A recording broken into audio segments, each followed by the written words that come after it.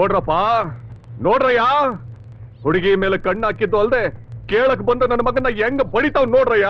ಇವನು ರುಕ್ಮಿಣಿ ಬಗ್ಗೆ ಬಹಳ ಕೆಟ್ಟದಾಗ ಮಾತಾಡ್ದ. ಅದನ್ನ ಕೇಳೋ ಹಕ್ಕು ನಿಂಗೇನಿದೆ? ಇದೆ, ಇವನಿಗೆ ಎಲ್ಲ ಹಕ್ಕು ಇದೆ.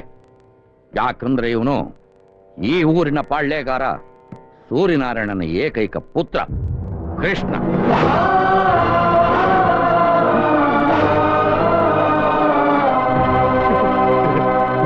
ಕೃಷ್ಣ? ನಮ್ಮ ಕೃಷ್ಣನ? ನಮ್ಮ ಅಣ್ಣನ ಮಗ ಕೃಷ್ಣನ ಗುರುಗಳೇ? ಇದು ಇಡೀ ಊರೇ ಖುಷಿ ಪಡಬೇಕಾದ ವಿಷಯ ಗುರುಗಳೇ. ಅಲ್ಲ, ನೀವು ಹೇಳೋದ್ ಸತ್ಯನೇ ಆಗಿದ್ರೆ ಇದರಲ್ಲಿ ಖುಷಿ ಪಡೋದಕ್ಕಿಂತ ಅನುಮಾನ ಪಡೋದೇ ಜಾಸ್ತಿ ಇದೆ. ಎಂಥ ಅನುಮಾನ? 26 ವರ್ಷದ ಹಿಂದೆ ಸತ್ತು ಹೋಗಿದ್ದ ಕೃಷ್ಣ ಈಗ ಹೇಗೆ ಬದುಕು ಬಂದ? ಇಷ್ಟು ವರ್ಷ ಎಲ್ಲಿದ್ದ? ಮತ್ ಇಲ್ಲಿವರೆಗೂ ಇಲ್ಲಿಗೆ ಯಾಕೆ ಬರ್ಲಿಲ್ಲ? ಹೋಗ್ಲಿ, ಬಂದ ಮೇಲಾದ್ರು ಊರಿನ ಜನಗಳನ್ನೆಲ್ಲ ಕರೆದು ಹೇಳ್ಬೋದಾಗಿತ್ತು. ಅದು ಹಾಳಾಗೋಗ್ಲಿ. ನನ್ನ ಮಗ ಬರ್ತಾನೆ, ಒಂದಲ್ಲ ಒಂದು ದಿವಸ ಬಂದೇ ಬರ್ತಾನೆ ಅನ್ನೋ ನಂಬಿಕೆಯಲ್ಲಿ 26 ವರ್ಷ ಕಳೆದ್ಲಲ್ಲ ನಮ್ಮ ಅತ್ತಿಗೆ. ಅವಳ ಹತ್ರ ಹೋಗಿ ಯಾಕೆ ಕೇಳಲಿಲ್ಲ?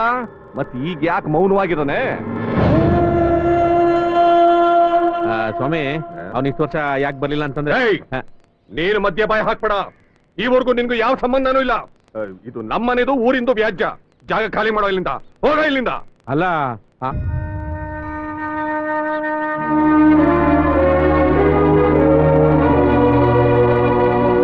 ಕೃಷ್ಣ, ಕೃಷ್ಣ. ಅತಿಗೆ ನಿಧಾನವಾಗಿ ಬನ್ನಿ. ನಿಮ್ಮ ನಂಬಿಕೆ ನಿಜ ಆದ್ರೂ ಯಾವ ಪ್ರಯೋಜನನೂ ಇಲ್ಲ. ಅಂದ್ರೆ ಅಣ್ಣನ ಸಾವಿಗೆ ಯಾರ ಕಾರಣ ಅಂತ ಕೃಷ್ಣ ನಿಮ್ಮ ಕಣ್ಣಲ್ಲಿ ಕಣ್ಣಿಟ್ಟು ಹೇಳ್ತಾನೆ, ಕೇಳಿ. ಕೃಷ್ಣ, ಏನ್ ನೀವು ಹೇಳ್ತಾ ಇರೋದು? ಅವ್ರ ಸಾವಿಗೆ ಯಾರ ಕಾರಣ? ನಾನೇ. ಆದ್ರೆ ಕೇಳಿದ್ರೇನಪ್ಪ ರಹಸ್ಯನ? ಆ ಭಯ ಇದ್ದಿದ್ದಕ್ಕೆ ಇವನು ಇಷ್ಟು ವರ್ಷ ಇಲ್ಲಿಗೆ ತಲೆ ಹಾಕಿರ್ಲಿಲ್ಲ. ಈಗ ಹೇಗಾದ್ರೂ ಮಾಡಿ ಪಟ್ಟದಲ್ಲಿ ಕೂತು ಊರನ್ನಾಳೋ ಮಸಲತ್ತು ಮಾಡ್ಕೊಂಡು ಬಂದಿದ್ದಾನೆ. ಪಾಪಿ, ನಿನಗೋಸ್ಕರ ಎಷ್ಟು ವರ್ಷ ಕಾದ್ನಲ್ಲೋ. ನಿಮ್ಮಪ್ಪನ ಸಾವಿಗೆ ನೀನೇ ಕಾರಣ ಆಗ್ತೀಯ ಅಂತ ಗೊತ್ತಿದ್ರೆ ಹುಟ್ಟುತ್ತಾನೆ ನಿನ್ನ ಕೊಂದು ಬಿಡ್ತಿದ್ದೆ ಕಣೋ. ಈ ಸತ್ಯ ನನಗೆ ಮೊದಲೇ ಗೊತ್ತಿದ್ರೆ ಅವ್ರ ಹಿಂದೆನೆ ನಾನು ಹೊರಟೋಗ್ತೇನೆ. ನನ್ನನ್ನು ಅಮ್ಮ ಅಂತ ಕರೆಯೋ ಯೋಗ್ಯತೆ ನಿನಗಿಲ್ಲ. ಇನ್ಯಾವತ್ತು ನಿನ್ ಮುಖ ನಂಗೆ ತೋರಿಸ್ಬೇಡ. ಪಟ್ಟದ ಹುನ್ನಾರ ನಿನ್ ಮನಸ್ಸಲ್ಲಿದ್ರೆ ಕಿತ್ತಾಗ್ಬಿಡು. ಆ ಯೋಗ್ಯತೆ ನಿನಗಿಲ್ಲ.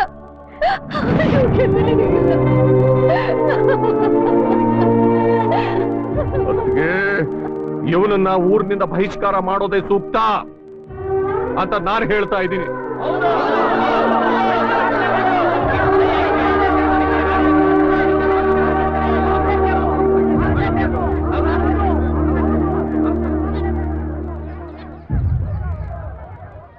ಪಟ್ಟ ಖಾಲಿ ಇದ್ರೆ ಕೆಟ್ಟ ಕಣ್ಣುಗಳು ಅದ್ರ ಮೇಲೆ ಬೀಳ್ತಾನೆ ಇರುತ್ತವೆ. ಅತ್ತಿಗೆ ಅವರೇ, ನೋಡ್ರಪ್ಪ, ನಮ್ಮ ಅತ್ತಿಗೆ ಅವರ ಸಮ್ಮುಖದಲ್ಲೇ ನನ್ನ ಮಗ ಪ್ರತಾಪ್ ಆ ಸ್ಥಾನಕ್ಕೆ ಏರಬೇಕು. ಅದಕ್ಕೆ ನಿಮ್ಮೆಲ್ಲರ ಆಶೀರ್ವಾದನೂ ಬೇಕು. ಇದು ನನ್ನ ಮನವಿ ಅತ್ತಿಗೆ ಅವರೇ.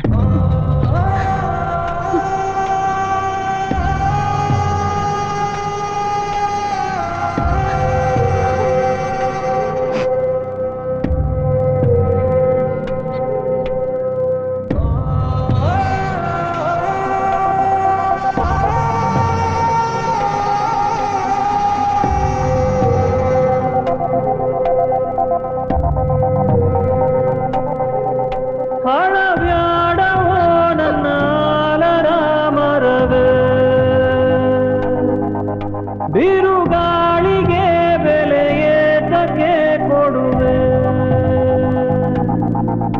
ಇಲ್ಲಿ ನನ್ನವರೆಂದು ನಿನ್ನವರೆಂದು ಇಲ್ಲ ಮಮಕಾರ.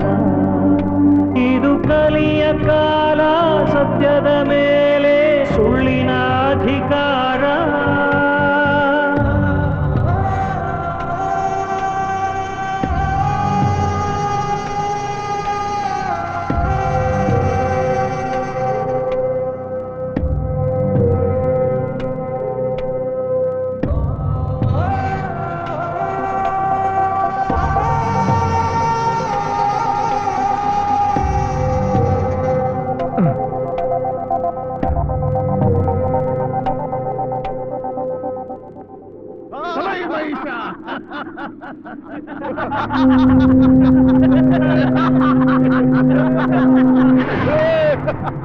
ಈ ಊರ್ಗೋಸ್ಕರ ನನ್ನ ತಮ್ಮನ್ ಬಲಿ ಕೊಟ್ಟಿಲ್ಲಲೇ, ಅದ್ರ ಲೆಕ್ಕ ಚುಕ್ತಾ ಮಾಡು ಬಾ. ಏನ್ ನೋಡ್ತಾ ಇದೀಯಾ? ದೊಡ್ಡ ಗಂಡಸ್ತರ ಸವಾಲ್ ಹಾಕ್ದೆ ಏನಾಯ್ತು? ಕರೆಕ್ಟ್ ಆಗಿದೆ ನೀನ್ ಕೂತಿರೋ ಜಾಗ. ನಾನು ಮನ್ಸ್ ಮಾಡಿದ್ರೆ ಮಿನಿಸ್ಟ್ರೇ ಆಗ್ಬೋದು, ಆದ್ರೂ ಈ ಜಿಜುಬಿ ಪಾಳೆಗಾರನ್ ಪಟ್ಟಕ್ಕೆ ಯಾಕೆ ಆಸೆ ಪಡ್ತಿದ್ದೀನಿ ಗೊತ್ತಾ? ಅದು ನಿನಗ್ ಸೇರಿದ್ದು ಅಂತ.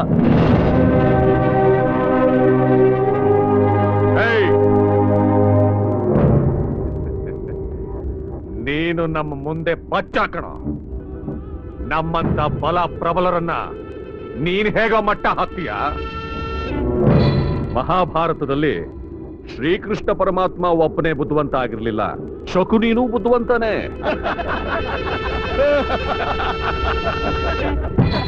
ಊರವ್ರ ಲೆಕ್ಕಕ್ಕೆ ನೀನು ಗಡಿಪಾರು, ನಮ್ಮ ಲೆಕ್ಕದಲ್ಲಿ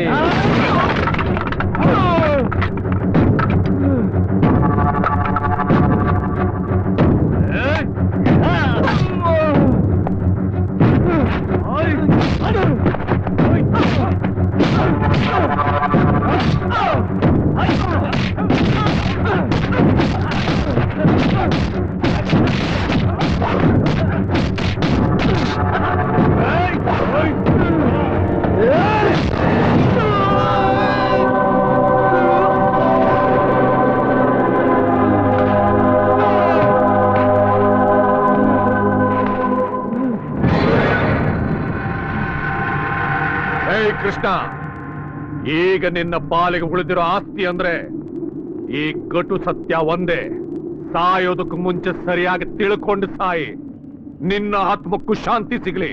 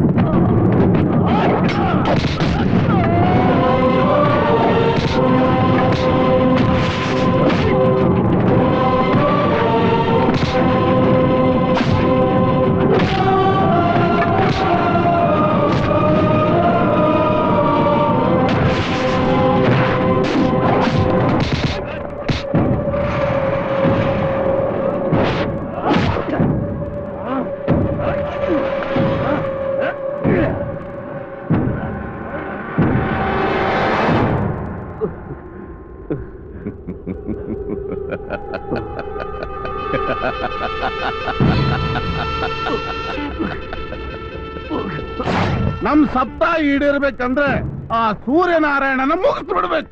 ಅಂದ್ಕೊಂಡ್ರೆ ಆಗಲ್ಲ, ಮಾಡಬೇಕು. ನೀವು ನನಗೆ ಕೈ ಜೋಡಿಸಿದ್ರೆ ಇನ್ನು ಕೆಲವೇ ದಿವಸದಲ್ಲಿ ಈ ಸಾಮ್ರಾಜ್ಯ ನಂದು. ಸಮಯ ಸಂದರ್ಭ ನೋಡಿ ನಿಮ್ಮನ್ನ ಊರೊಳಗೆ ಬರೋ ಹಾಗೆ ಮಾಡ್ತೀನಿ. ನಾವೇ ಅವನ್ನ ಸಾಯಿಸಿದ್ದು ಅಂತ ಊರ್ನವ್ರಿಗೆ ಗೊತ್ತಾಗ್ಬಿಟ್ರೆ ಅವನು ಸಾಯ್ಬೇಕು, ಆದ್ರೆ ಕೊಲೆ ಆದಂಗಿರಬಾರ್ದು. ಅದಂಗೆ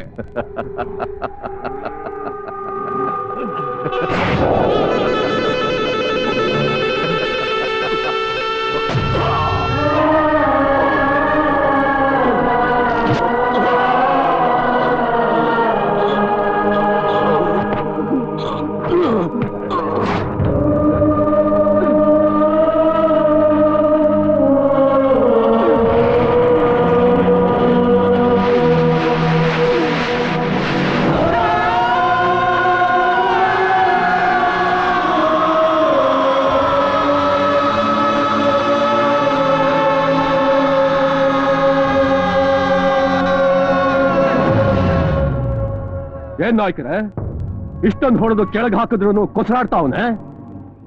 ಅಪ್ಪನ್ ಸತ್ಯ ಕೇಳಿ ರಕ್ತ ಕುದಿತಾ ಇರುತ್ತಲ್ಲ. ಏಯ್, ಆ ನನ್ ಮಗ ಸಾಯೋವರೆಗೂ ಇದ್ದು ಆಮೇಲೆ ಹೊರಡಿ.